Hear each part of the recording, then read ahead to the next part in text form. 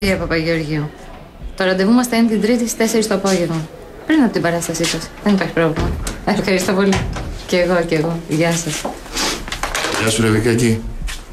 Μα και τι έχεις κλαις? Όχι, ρε, εσύ τι κλαίω. Εγώ σε έχω γεννήσει, βρε. Εσύ κλαις. Αισθάνομαι έτσι πολύ συγκινημένος και πολύ αγαπητός. Πες το Ξανθόπουλο να ξαλαφρώσεις. Ο Διονύσης, μην το πεις πουθενά, υπάρχει πιθανότητα να είναι στήρος. Είχε κολλήσει μαγουλάδες από το Γιαννάκι. Και εσύ γιατί τέτοια συγκίνηση? Ο Διονύσης με την Ελένη θέλουν να κάνουν παιδί. Καλά, δεν θα πάθουν και τίποτα. 5 έχουν. Δεν κατάλαβες. Θα του δανείσω εγώ σπερματοζωάρια για να τη γονιμοποιήσει.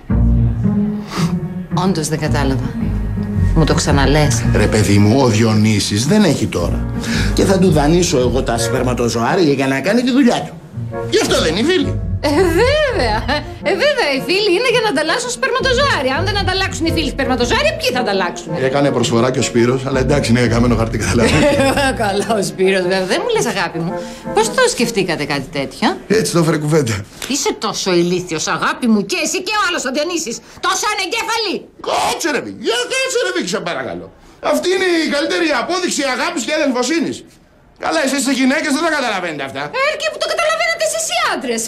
Δεν μου λες, γιατί κάτσε, εγώ είμαι γυναίκα και δεν το έχω καταλάβει. Εξήγησέ μου το. Δηλαδή, εσύ και ο Διονύσης αποφασίσατε να κάνεις εσύ παιδί με την Ελένη. Το εννόησα ή μήπως δεν? Εντάξει ρε παιδί μου, δεν θα είναι δικό μου το παιδί, θα είναι του Διονύση και της Ελένης. Ωραία! Πάρα πολύ ωραία! Ο άντρας μου δανείζει δεξιά και αριστερά πρώτες ύλες και μετά ούτε που με ρωτάει. Την Ελένη τη ρωτήσατε τουλάχιστον? Τι δουλειά έχει η Ελένη τώρα? Εδώ μιλάμε, είναι σαν να κάνεις ψυχικό. Να δίνεις στο φτωχό αυτό που σου περισσεύει. Και μάλιστα όχι σε όποιον και όποιον, στον καλύτερο σου φίλο.